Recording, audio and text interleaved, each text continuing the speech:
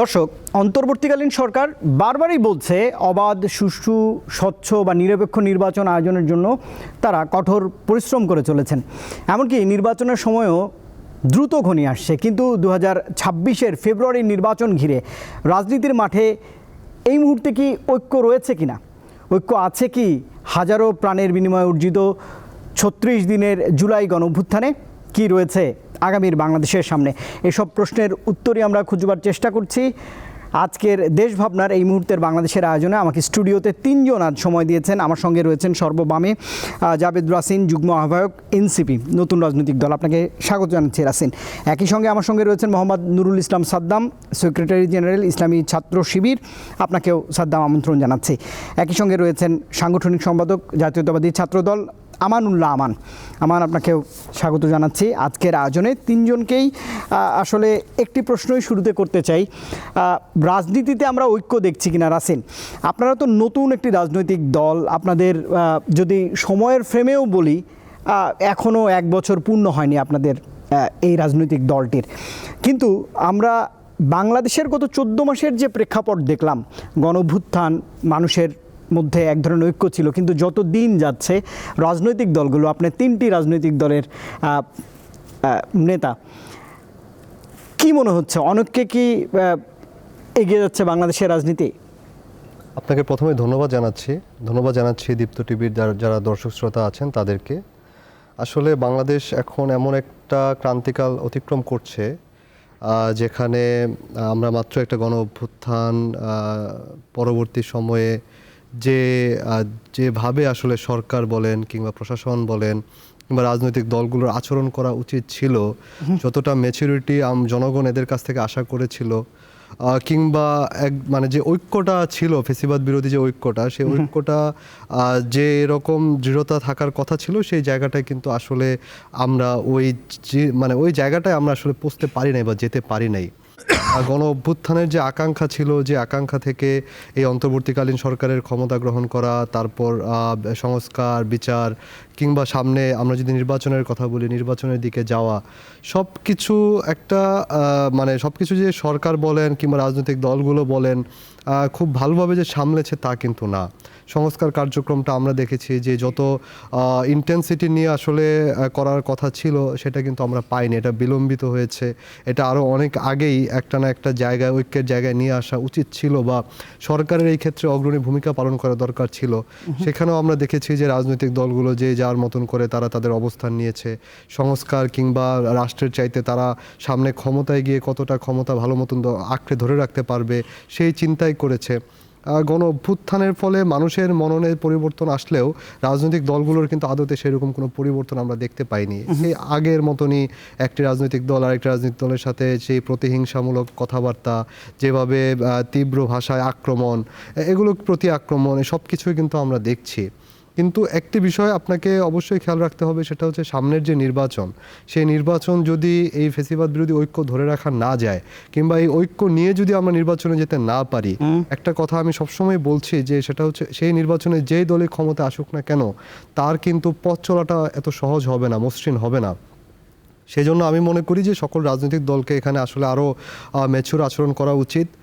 তাদেরকে একে অন্যের প্রতি যে তীব্র ভাষায় আক্রমণ, প্রতি আক্রমণ, এগুলোকে পাশ কাটিয়ে আসলে দেশের মানুষের জন্য, রাষ্ট্রের মানুষের জন্য, মানুষের কল্যাণের জন্য কি করা যায়, কিভাবে আমরা সামনে রাজনৈতিক যে সংস্কৃতিটা আছে সেটাকে আমরা পরিবর্তন করতে পারি, একটা সুষ্ঠু, সুন্দর, স্বাভাবিক রাজনৈতিক ধারা, গণতান্ত্রিক ধারা আমরা দেখতে পারি, সেদিকেই আমার মনে হয় যে ফোকাস করা উচিত ছিল। কিন্তু সেই জায়গাটায় আমরা আসলে এখন ঘাটতি দেখতে পাচ্ছি। তাহলে বোঝাই যাচ্ছে যে এই ক্ষমতার রাজনীতিতে জনগণের লাভ তো অনেকটাই দূরেই আপনার বক্তব্যে আমি দেখতে পাচ্ছি।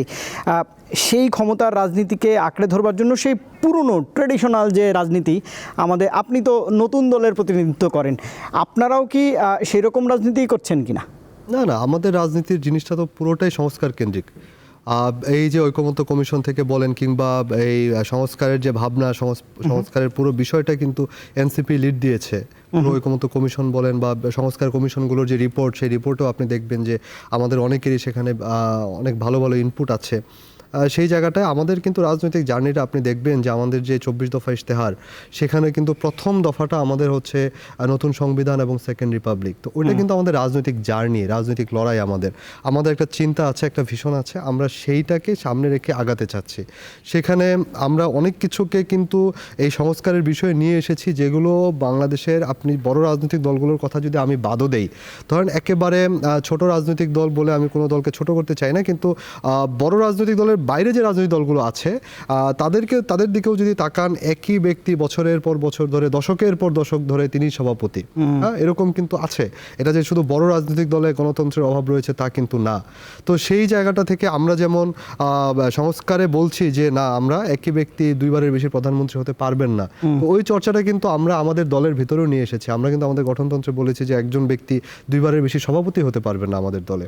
তো এই জায়গাটায় আমরা কিন্তু ওই গতানুগতিক যে রাজনীতি, সেই রাজনীতি থেকে বের হয়ে আসার জন্য আমাদের লড়াইটা আসলে, এবং সেই লড়াইটা আমরা জারি রাখবো, চালু রাখবো, এবং যতক্ষণ পর্যন্ত আমরা আমাদের যে লক্ষ্য সেই লক্ষ্যে পৌঁছতে না পারছি, আমরা আমাদের কাজ চালিয়ে যাব।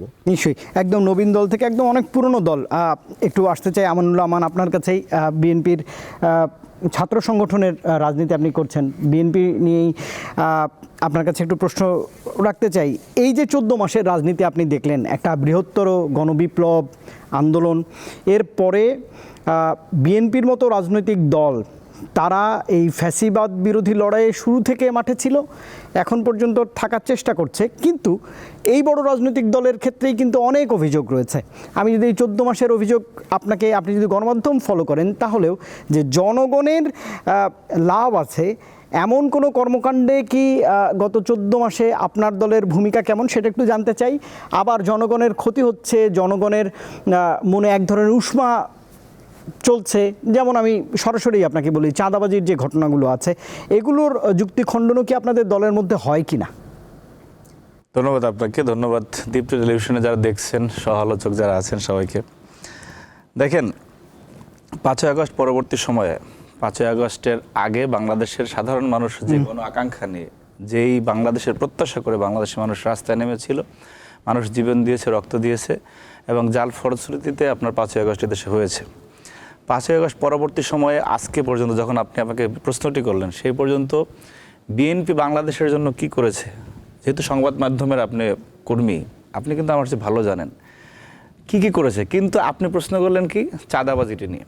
দেখেন, এই যে ইন্টেনশন, এই জায়গাতেই বাংলাদেশ পিছিয়ে যাচ্ছে বারবার। আপনি একটা পরিবারের যদি 5-7 জন সদস্য থাকে, সেইখানে যদি কেউ অপরাধ করে, সেই অপরাধের কারণে আপনি কর্তা, সেটা বিচার করছে কিনা সেটা মূল প্রশ্ন।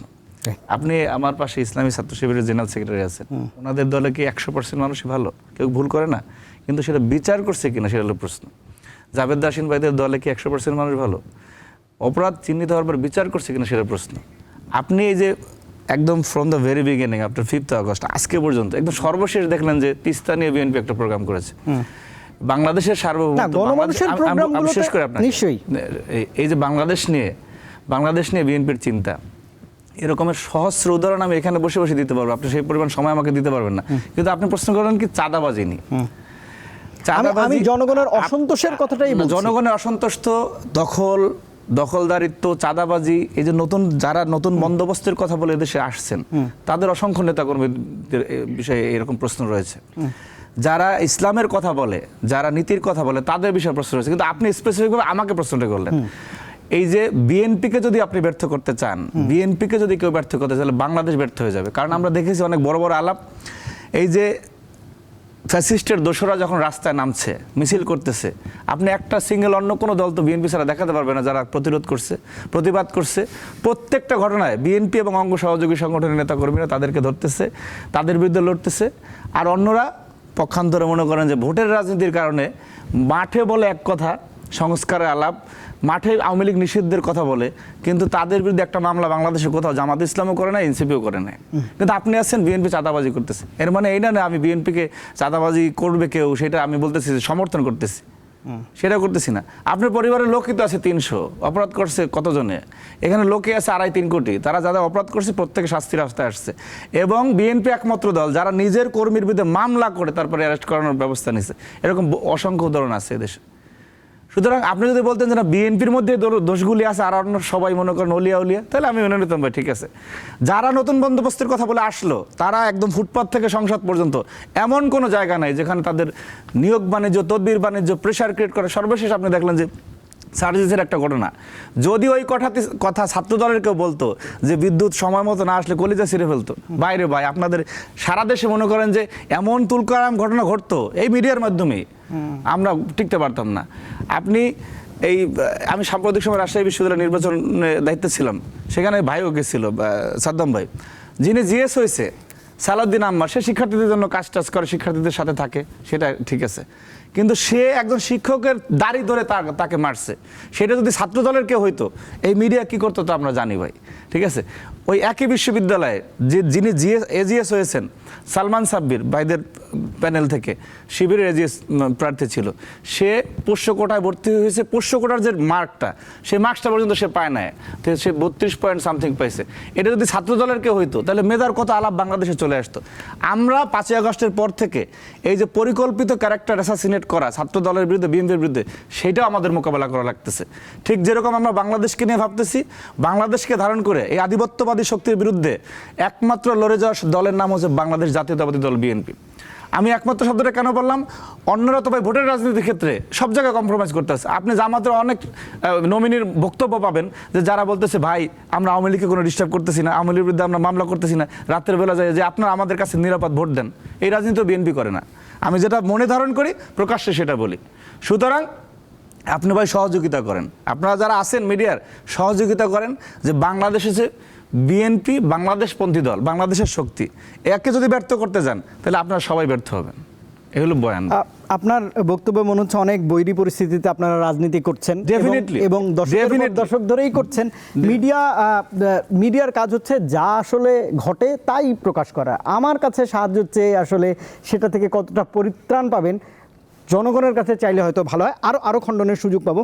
আমি একটু আসতে চাই সাদ্দাম আপনার কাছে, নুরুল ইসলাম সাদ্দাম, আপনি যে দলের রাজনীতি করছেন সেই দলটি অনেক পুরনো এবং বাংলাদেশের মানুষের কাছে কিছু বিষয়ে অমীমাংসিতও রয়েছে, বা আপনারা মীমাংসাও করে দিয়েছেন। আমি একদমই স্বাধীনতার প্রশ্নে আসছি, সেগুলো একটু বলবেন। এবং একই সঙ্গে বিশ্ববিদ্যালয়ে তো আপনাদের ল্যান্ডস্লাইড দেখলাম সকল ছাত্র সংগঠনের যে নির্বাচনগুলো হলো তাতে, কিন্তু সাধারণ মানুষের মধ্যে যে জামাত ইসলামী বাংলাদেশ নিয়ে যে অনুভূতি, চিরায়ত যে অনুভূতি গ্রাম বাংলার মানুষের কাছে, সেখানে আপনারা কতটা আঁচড় ফেলতে পেরেছেন সেটি বলবেন। আর একই সঙ্গে দুজন রয়েছেন, তাদের বক্তব্যে আমি দেখতে পাচ্ছি যে রাজনীতির মাঠে এখনও অনেক অনৈক্য, সেটিকেও একটু বিশ্লেষণ করবেন। ধন্যবাদ জানাচ্ছি আপনাকে, আপনার মাধ্যমে দীপ্ত টেলিভিশনের সকল দর্শককে সালাম জানাচ্ছি। আমি লাস্টের দিক থেকেই একটু বলতে চাই, রাজনীতির মাঠে অনৈক্যর বিষয়টা, আমি একটু অপটিমিস্টিক মানুষ, পেসিমিজম বা পেসিমিস্টিক চিন্তা থেকে একটু নিজেকে দূরে রাখার চেষ্টা করি। মানে আওয়ামী ফ্যাসিবাদ বিদায় নেওয়ার আগেও রাজনৈতিক সকল শক্তিগুলোর মধ্যে আসলে ঐক্য ছিল কিনা ওই অর্থে একটা ইস্যুকে কেন্দ্র করে সর্বশেষ বিএনপির পক্ষ থেকে স্টেটমেন্ট দেওয়া হয়েছে, ন্যূনতম এক দফা দাবি, শেখ হাসিনার পতনের দাবিতে আমরা সকল রাজনৈতিক দল একসাথে আন্দোলন করব কিনা, এই ব্যাপারে তাদের চেষ্টা প্রচেষ্টা তখন ছিল।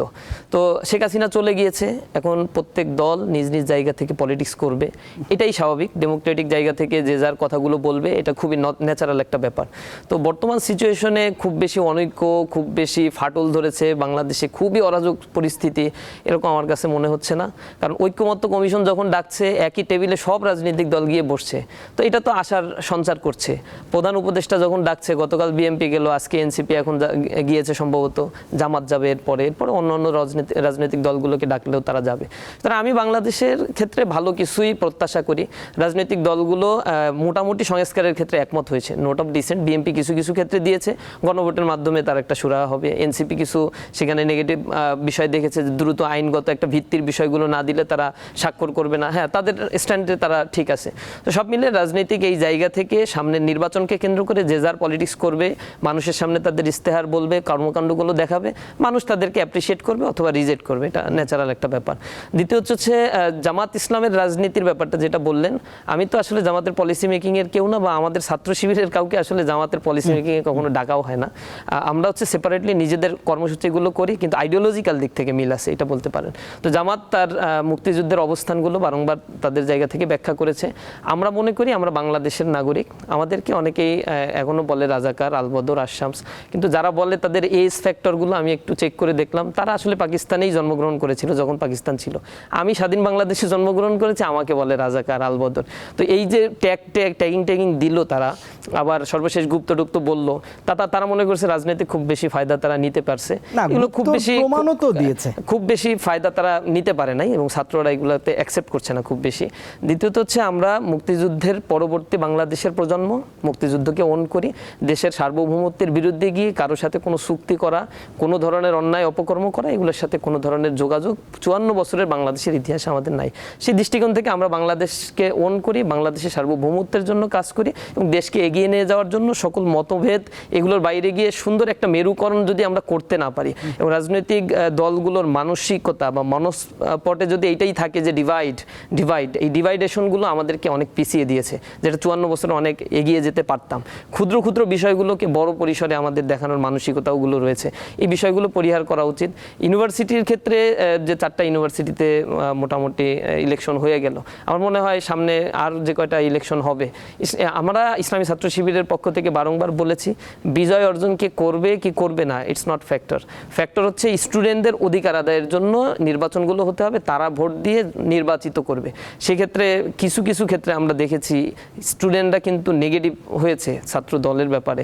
যেমন রাজশাহী বিশ্ববিদ্যালয়ে 4 বার ছাত্র সংসদ নির্বাচনের তারিখ পেছানো হয়েছে, এটা হচ্ছে তাদের দাবির পরিপ্রেক্ষিতে। বিভিন্ন ইউনিভার্সিটিতে তফসিল ঘোষণা করা পরে নির্ধারিত তারিখে তারা ফর্ম উঠাতে পারে নাই, তাদের মব ক্রিয়েট বা দাবির পরিপ্রেক্ষিতে কিন্তু তারিখও পিছিয়েছে। এগুলোতে আমরা খুব বেশি নেগেটিভ কিছু দেখি নাই যে তাদের প্রিপারেশন নাই, তারা এটা করতেই পারে। অবশেষে ইলেকশন হয়েছে, কিন্তু আমরা কিছু ক্ষেত্রে দেখেছি যে মানে নেগেটিভ প্রোপাগান্ডা এবং সেখানে অনেকের জন্য মানে এমন, আমান ভাই এখানে আসছেন রাজশাহীতে, আমি তখন অবস্থান করছিলাম রাজশাহী বিশ্ববিদ্যালয়ের মেইন গেটের অপোজিটে, সেখানে একটা খাবার বিতরণ করা হচ্ছে কিছু লোকের একসাথে, তিনি পোস্ট দিয়ে দিলেন যে ওইখান থেকে অস্ত্র বিতরণ করা হচ্ছে, অথচ রাজশাহী কমিশনার, পুলিশ কমিশনার সেখানে ভিজিটে গিয়ে তাদের স্টেটমেন্ট দিয়েছে যে না, এটা অসত্য কথা, এ ব্যাপারে পুলিশ ব্যবস্থা নেবে, এ ব্যাপারে তারা স্টেটমেন্ট দিয়েছে। এরকম প্রোপাগান্ডার বিষয়গুলো এটা আবার তাদের ভেরিফাইড পেজ থেকেও কিন্তু শেয়ার করা হয়েছে। মানে এই পর্যায়ের একজন নেতা যদি না জেনে এমন একটা বিষয় বলে যেগুলো বলতে পারবেন, একটু যোগ করুন। বিশ্ববিদ্যালয়ের যে আপনাদের যে তাবুগুলো ছিল, কোথায় তাবু? মানে আপনারা যে বসছেন আমাদের নেতা, ওইগুলো বিএমপির করা, আপনার মনে হয় তথ্য ভুল আছে। আপনারা তো ভাই রাস্তায় মানে আইল্যান্ডের ভিতর ঘুমানোও ছিলেন, এরপর এই মিডিয়াতে বিএমপিও ছিল প্রচুর পরিমাণে বলেন, ছিল। শুনেন আপনারা তো বলেন যে আপনারা এই যে কি বলে এটারে লেজুর ভিত্তিক রাজনীতি করেন না, আপনার ডাকসু যাই হইলো, আপনাদের যে জামাতের সারা দেশের নেতা কর্মীরা এই যে শাহবাগ থেকে দিলখেতে সব জায়গায় এটা বিএমপির কয়জন ছিল? আপনি কয়জন ছিল? আমি ওই যে দায় চাপানোর রাজনীতির জায়গা থেকে সে কথা বলছি। আমি একটা আপনি আমার স্লটে কথা বলছেন তো না, বোঝা গেছে, প্রশ্ন করছি, আমি আমার স্লটে কথা বলতেছি যে সে মিথ্যা প্রোপাগান্ডা ছড়াইছে, সে নিয়ে গেছে কিন্তু অন্য আলোচনা। আমি কথা শেষ করে দিই। ঠিক আছে, আমি যোগ করতে না, যেখানে আপনি বলেন, আপনি বলেন। কথা শেষ করে দেন। বুঝছি তো ভাই, আপনাদের একটা টান আছে, সমস্যা নেই। বিষয় হচ্ছে যে আপনি যেখানে মানে হল রুমে বসতে পারতেছেন, মানে কিছু হলে এরকম ট্যাগিং দেখবেন আর কি। হল রুমে যেখানে সাদ্দাম, বসতে আমি ওনার পারতেছেন, প্রশ্নটা নিব। যেখানে হল রুমে বসতে পারতেছেন, সে আপনি কি হল রুমের পিছনে যে খাবার বিতরণ করবেন? আপনি এখানে তাবু ঘেরে সবাই বসছেন, আপনি খাবার দিচ্ছেন জঙ্গলে, এটা কোন ধরনের কথা ভাই? আপনি কেন জঙ্গলে যেয়ে খাবার দিবেন? এই জন্য মিথ্যা বলতে হবে যে অস্ত্র দিচ্ছে। জঙ্গলে খাবার দিলেন কারণে ব্যাখ্যাটা দেন। আপনার জঙ্গলে কেন খাবার দিলেন? ব্যাখ্যাটা নিয়ে এই ব্যাখ্যাটা দিবেন। আচ্ছা, জঙ্গলে খাবার দিক আর হচ্ছে বনে বাজারে খাবার দিক, এটা কি নিষেধ? বাংলাদেশে নিষেধ আছে? আপনি সেজন্য বলবেন যে অস্ত্র বিতরণ করছেন? অবশ্যই অস্ত্র বিতরণ করছেন। এটা তো বড় ধরনের অ্যালিগেশন করছেন।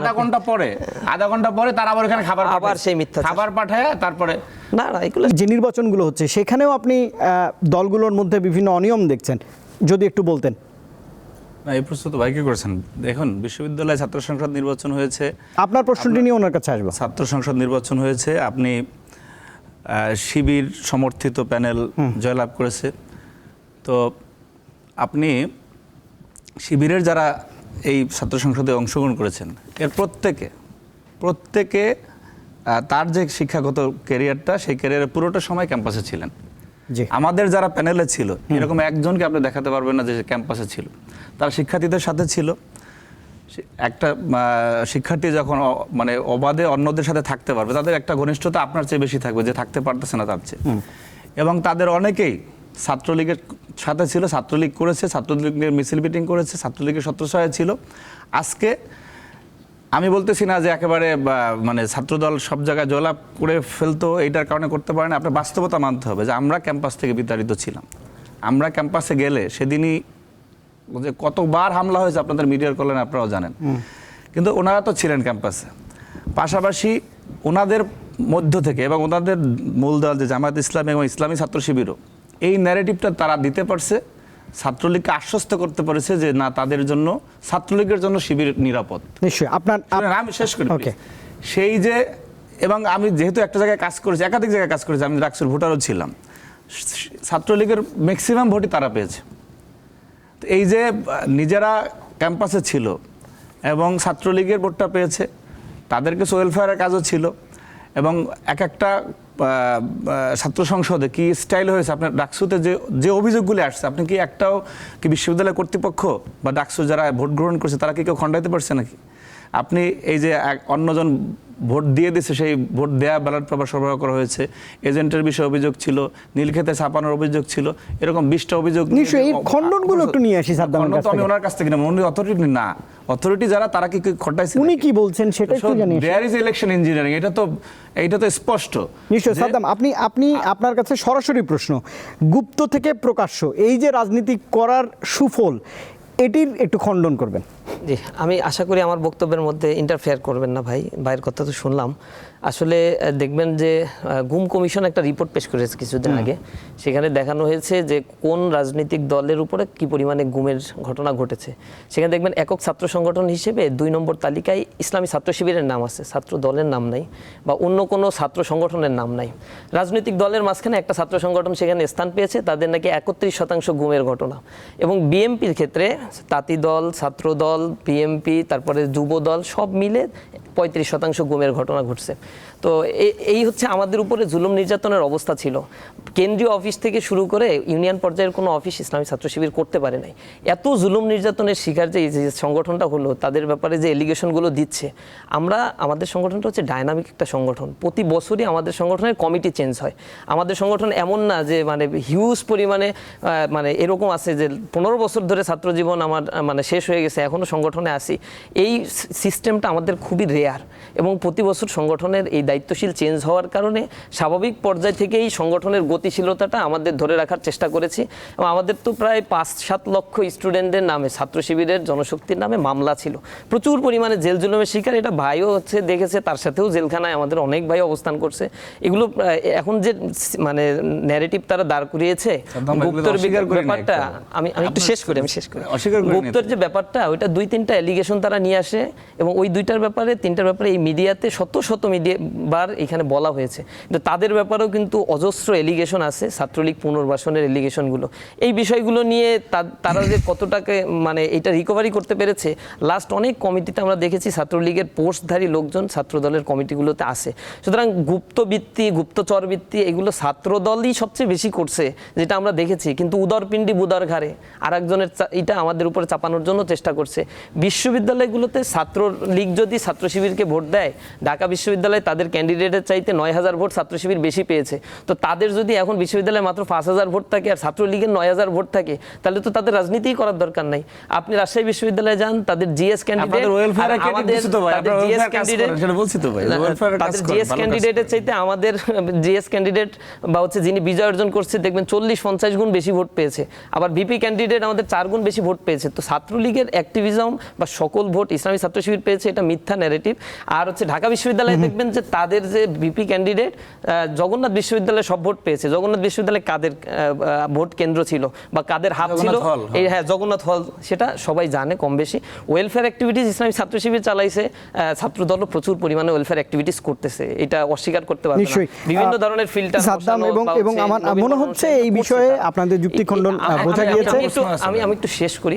সেটা হচ্ছে ছাত্রদলের যে পজিটিভ অ্যাক্টিভিটিসগুলো আমরা বারংবার বলছি, আমরা নতুন রাজনৈতিক একটা সিচুয়েশন তৈরি হয়েছে ক্যাম্পাসে, সবাই মিলে নতুনভাবে ছাত্রদের কল্যাণে কাজ করি।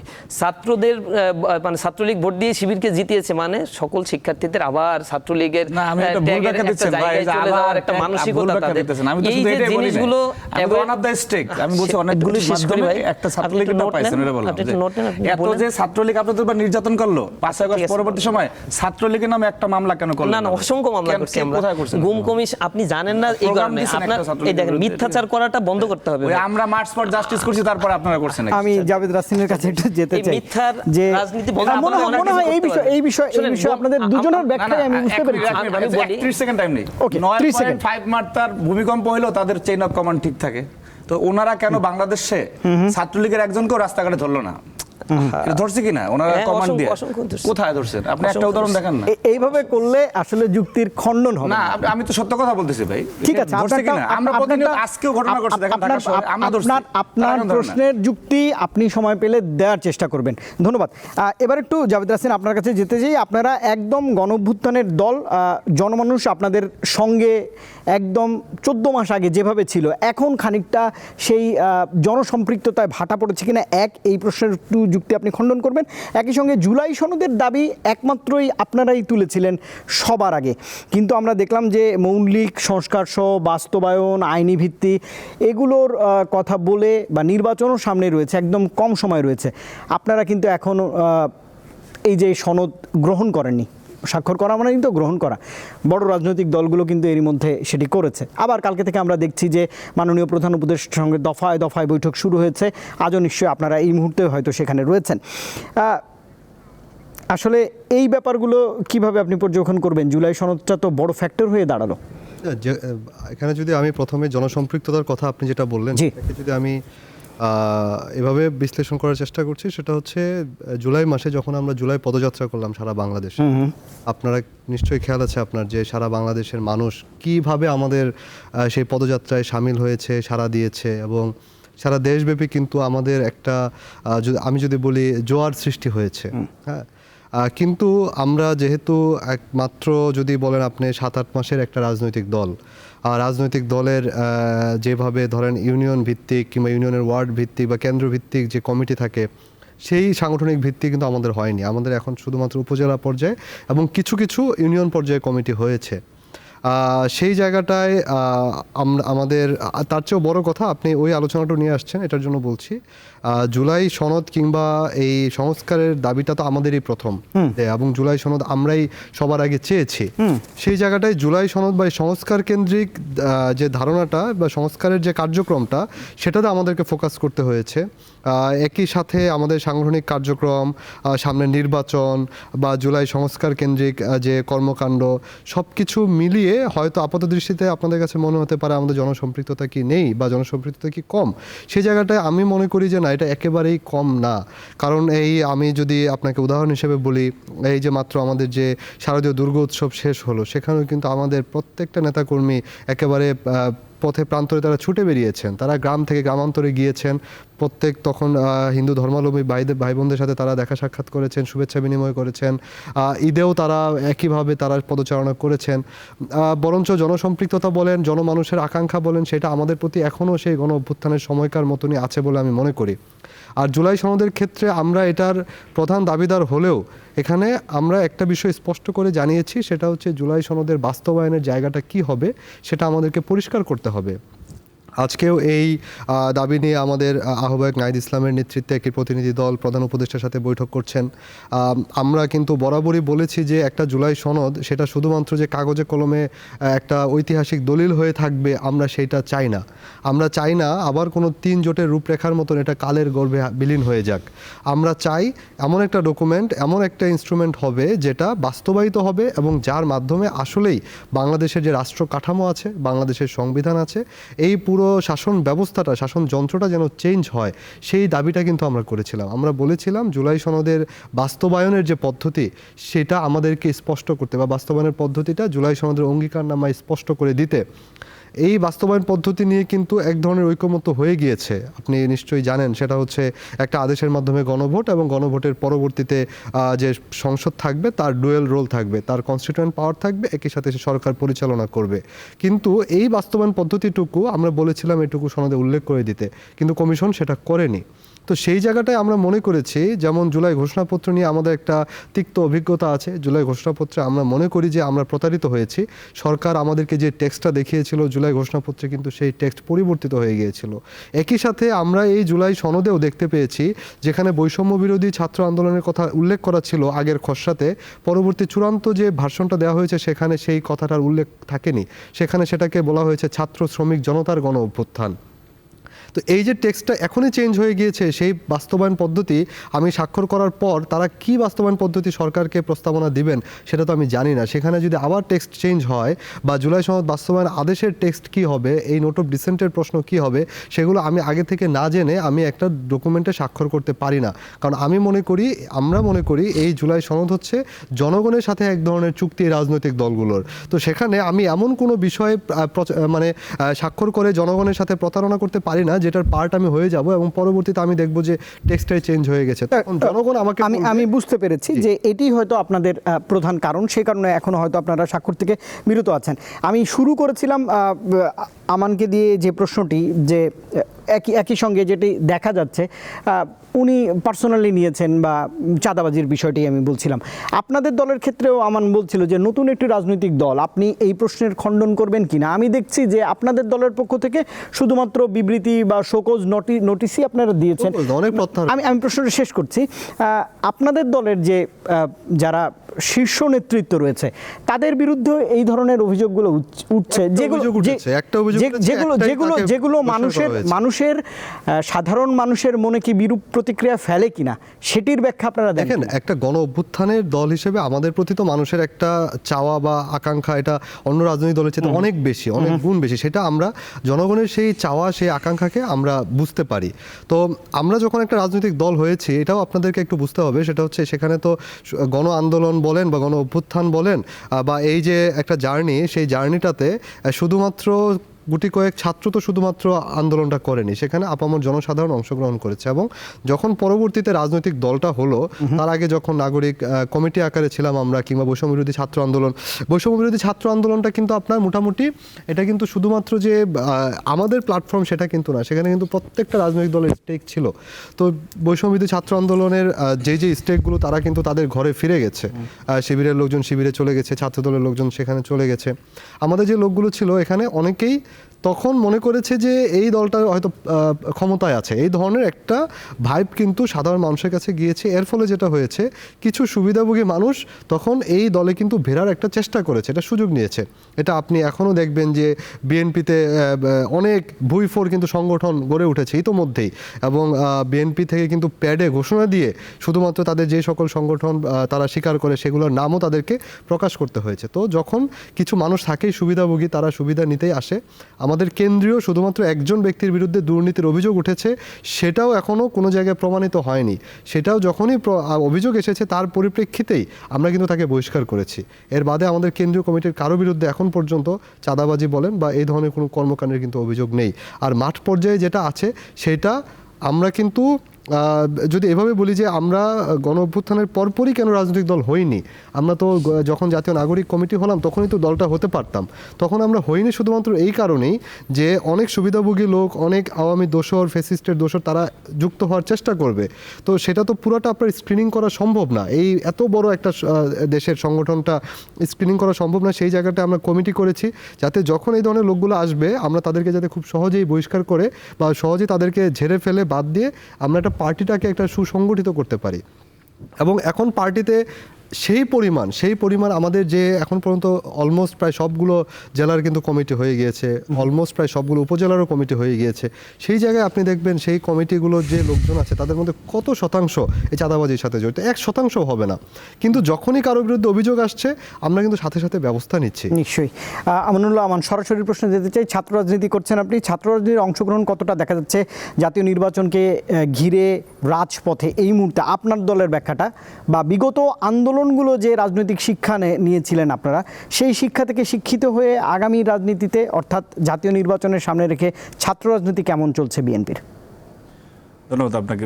ছাত্র রাজনীতি, দেখুন জাতীয় রাজনীতি তো আপনার যে মূল দলগুলো মূলত তাদের কাজ, আর এই নতুন প্রজন্ম যারা এদেশে একটি অভ্যুত্থানে সরাসরি মাঠে নেতৃত্ব দিয়েছেন, সেটি সকল ছাত্র সংগঠনেরই যারা ফ্যাসিবাদ বিরোধী আছেন তারা সবাই, তারা তো অবশ্যই চাইবেন যে আপনার মানুষ যে আকাঙ্ক্ষা নিয়ে, বেসিক্যালি আমরা টেলিভিশন টক শোতে অনেক কথাবার্তা হবে, বাংলাদেশকে জেতানোর জন্য, বাংলাদেশকে এগিয়ে নেওয়ার জন্য তো আমাদের মধ্যে একটা বড় ধরনের ঐক্য থাকা দরকার আছে। আজকেও যদি আওয়ামী লীগ মনে করেন ব্যাক করে বাংলাদেশ, সেখানে আমিও রাস্তায় থাকবো, নুরুল ইসলাম সাদ্দামরাও থাকবে, জাবেদ রাশিদ সুজন ভাইরাও থাকবে। কিন্তু আপনি যদি এইটা প্রত্যাশা করেন যে না, আপনি হাসিনা বিদায় নিয়েছে, এখন আমরা সবাই একই সুরে কথা বলবো, তাহলে দেশে গণতন্ত্র থাকবে না। ঠিক আছে, তো তার আর এক ধরনের ফ্যাসিজমের উদ্ভব হবে এবং ওই যে মানে বাকশালের মতো হয়ে যাবে আর কি, যে সবাই একই লাইনে কথা বলে। এখানে সমালোচনা থাকবে, সমালোচনা থেকেই শেখার আছে। আমরা ছাত্র সংগঠন হিসাবে নির্বাচনটা তো বেসিক্যালি যে 3টা নির্বাচন 14, 18 এবং 24-এ যদি নির্বাচন হয়ে যেত, তাহলে কিন্তু হাসিনার পতনের প্রেক্ষাপট বাংলাদেশে তৈরি হতো না। আজকে অনেক কথা বলবে যে শুধুমাত্র একটি নির্বাচনের জন্য এদেশে গণঅভ্যুত্থান হয় না। এইটা যেরকমের আংশিক সত্য, ঠিকই নির্বাচন যদি হয়ে যেত তাহলে মানে কি বলে এটা, সবার অংশগ্রহণ হতো, তাহলে গণঅভ্যুত্থানে দেখো সর্বশেষ 2024-এর আমির নির্বাচনটাও যদি হাসিনা ইনক্লুসিভলি করতো, তাহলে কিন্তু গণঅভ্যুত্থান হতো না। সুতরাং এটা বাংলাদেশের গণমানুষের একটি মানে গণ আকাঙ্ক্ষার জায়গা যে নির্বাচনটা হতে হবে, এবং সেই নির্বাচনটা যাতে হয় এই জন্য এখানে গুরুত্বপূর্ণ স্টেক হোল্ডার ভাইরা আছেন, ওনাদের সহযোগিতা, আমাদের সবার সহযোগিতা দরকার আছে। কিন্তু কেউ যদি মনে করে যে না, বিভিন্ন পরিস্থিতি তৈরি করে বিভিন্ন দাবি, যে দাবি বাস্তবসম্মত না, যেমন ঐক্যমত্য কমিশন আমরা দেখেছি যে অনেক কিছু বাংলাদেশের প্রেক্ষাপটে আসলে এটা অ্যাপ্লিকেবল না, কিন্তু তারা দিচ্ছে। যেমন জাবেদ রাশিদ সুজন ভাই, আমি দীর্ঘদিন একসাথে ভাইয়ের আমি ছিলাম। সেকেন্ড রিপাবলিকের আলাপ এটা বাংলাদেশের মানুষ বুঝে না। সেকেন্ড রিপাবলিক আপনাকে বোঝাইতে বাংলাদেশের মানুষের 100 বছর টাইম লাগবে। সুতরাং এগুলি বাস্তবতা বিবর্জিত কথা। আবার দেখবেন যে অনেকে একটা পরিস্থিতি তৈরি করে ইন্টেনশনালি, নির্বাচনের পরিবেশ নেই, একটা মনে করেন যে একটা ধর্ষণের ঘটনা ঘটলো বাংলাদেশের কোথাও, সেটার সাথে সাথে দেখবেন যে এক শ্রেণীর নেতা দাঁড়ায় বলতেছে যে এই দেশে ধর্ষণ হতে পারে, এই দেশে নির্বাচন হতে পারে না। অর্থাৎ নির্বাচনটাকে যারা ইন্টেনশনালি প্রলম্বিত করতে চাচ্ছে, বিলম্বিত করতে চাচ্ছে, তাদের বক্তব্যে কথোপকথনে এটা খুব স্পষ্ট।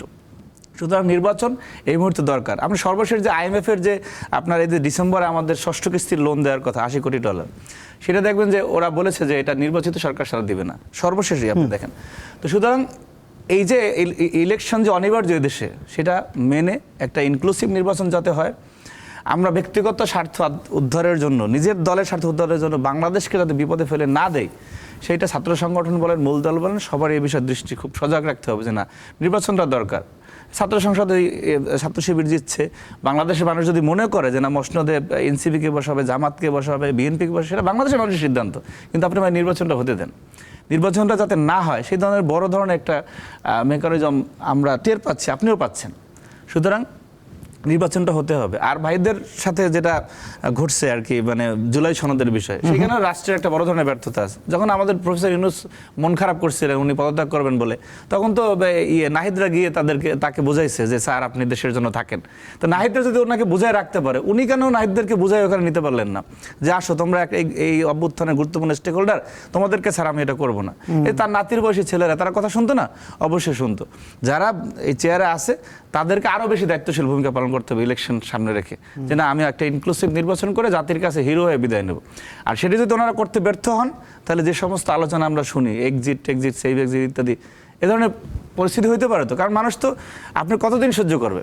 নির্বাচনের জন্য বা বাংলাদেশের স্থিতিশীলতার জন্য অনেক জিনিস সহ্য করতেছে, কিন্তু মানুষ, যে দেশের মানুষ হাসিনার মতো এত দানবীয় স্বৈরাচারের বিরুদ্ধে রাস্তায় নামতে পারে, তারা আমাদের বিরুদ্ধে নামতে খুবই অল্প সময় লাগবে। এই কারণে সবাইকে মিলে একটা ইনক্লুসিভ বাংলাদেশের দিকে আগে যেতে হবে, এটাই হলো বক্তব্য। সেখানে ছাত্র সংগঠন হিসেবে আমাদের নিশ্চয়ই আমানুল্লাহ আমান বিস্তারিতই বলেছেন। একটু সাদ্দাম আপনার কাছে আসতে চাই, আপনার কাছে সরাসরি যে প্রশ্নটি করতে চাই, দেশের মানুষ 1.5 দশকে ভোটাধিকার প্রয়োগ করতে পারেনি, নিশ্চয়ই আপনি এটি পর্যবেক্ষণ করছেন। সেই কারণেই আমানুল্লাহ আমান যখন বলছেন যে নির্বাচন, বা তার দলের শীর্ষ নেতৃত্বই যখন বলছেন যে বর্তমান অন্তর্বর্তীকালীন সরকারের উচিত একটি সুষ্ঠু নির্বাচন দিয়ে আসলে ক্ষমতা নির্বাচিত সরকারকে দেওয়া। জনগণের ভোটাধিকারের জন্য তো অপেক্ষা করছে বাংলাদেশ। সেখানে জামাত ইসলামী, আপনি ছাত্র সংগঠন করেন, আপনি কি পর্যবেক্ষণ দেখছেন যে নির্বাচনে আপনার দল কতটা নির্বাচনমুখী অবস্থায় রয়েছে এখন? না, এখন বর্তমানে তো নির্বাচনের জন্য সবচেয়ে বেশি প্রস্তুত আমি দেখতে পাচ্ছি জামাতি। তাদের সভা সমাবেশ থেকে শুরু করে ক্যান্ডিডেট দেয়া, এরপর হচ্ছে গণসংযোগ, সব কাজই তারা করছে। কিন্তু তারা কয়েকটা দাবি তুলেছে, 4-5টা দাবি সম্ভবত তার লাস্টে আছে। তার মধ্যে একটা হচ্ছে লেভেল প্লেইং ফিল্ডটা তৈরি করা।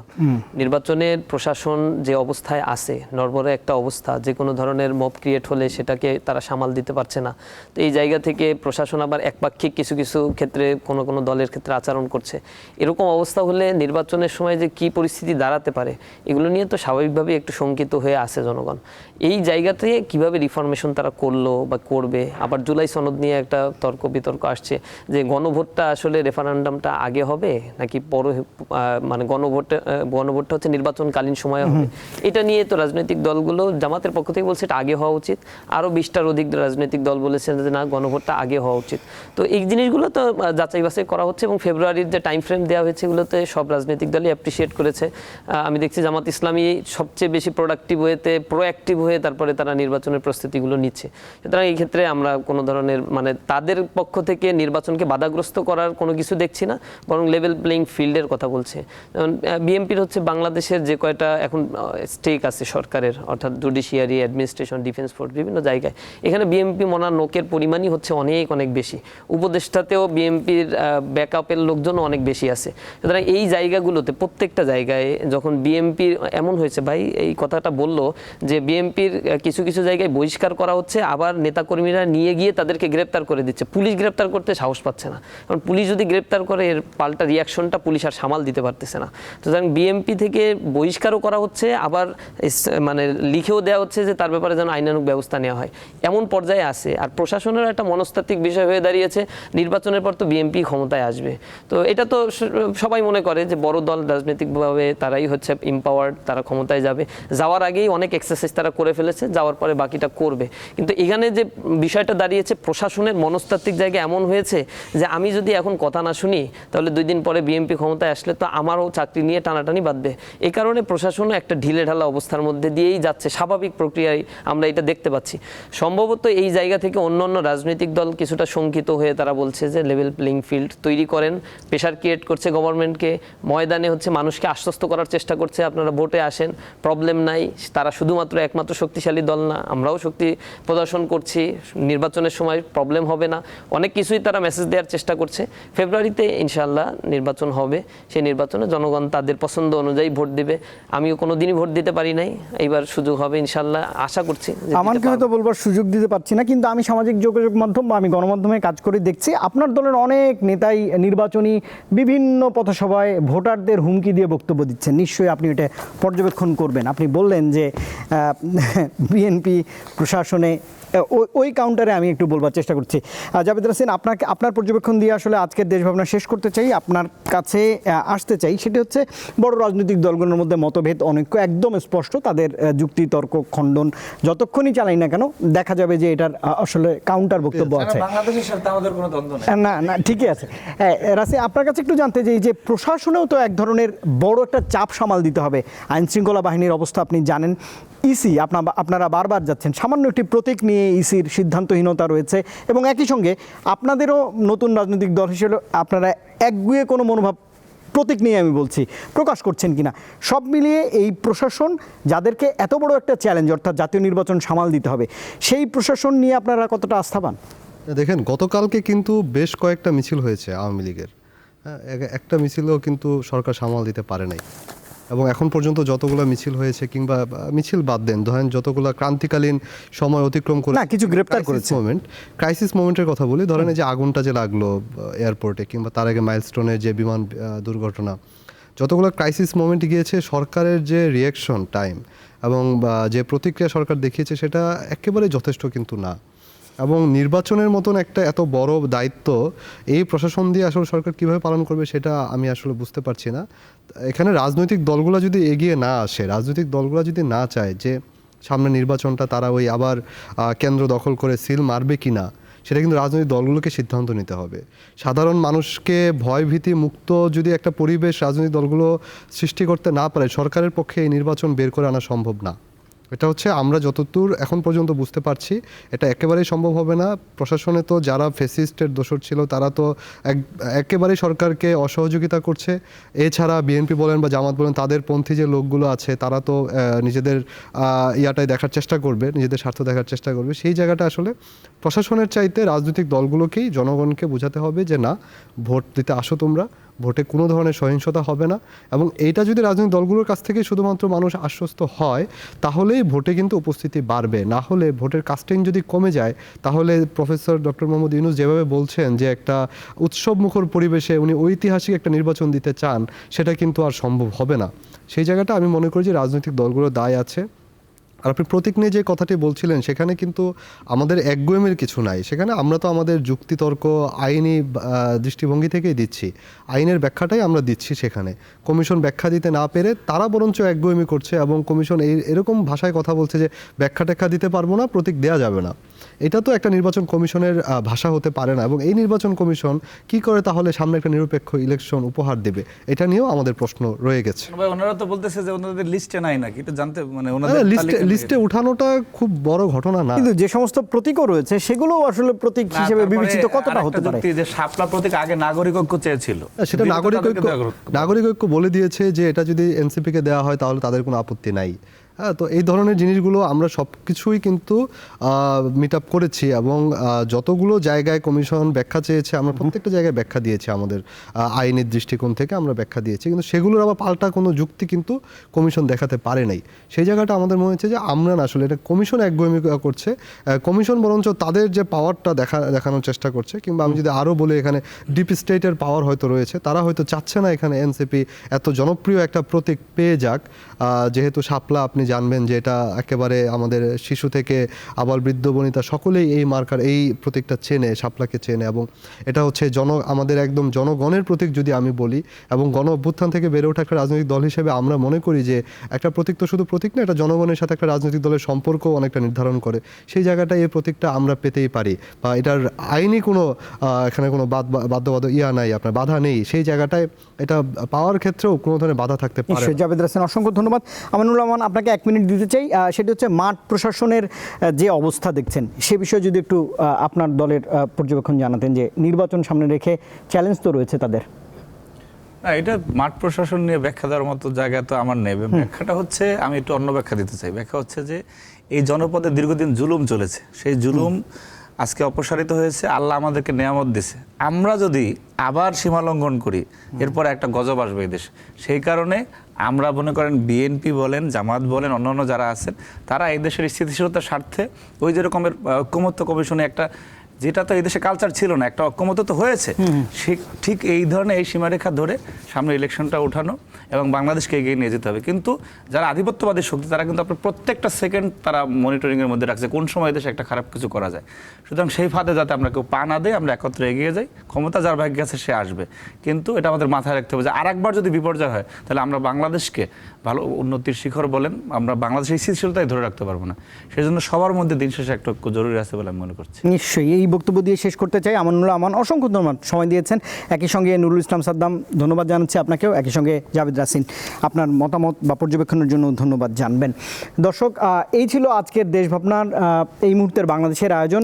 প্রত্যাশা তো থাকবেই যে যত সংকট বাধা বিপত্তি আসুক না কেন, সব রাজনৈতিক দলের ঐক্যে এক ধরনের যে বার্তা, সেই বার্তা নিয়েই আগামী জাতীয় সংসদ নির্বাচনে মানুষ ভোট দিতে পারবে, যেটি আসলে মানুষের জন্য। সেই ভোটে বাংলাদেশ জয়লাভ করবে, এমন প্রত্যাশা নিয়ে শেষ করছি আজ।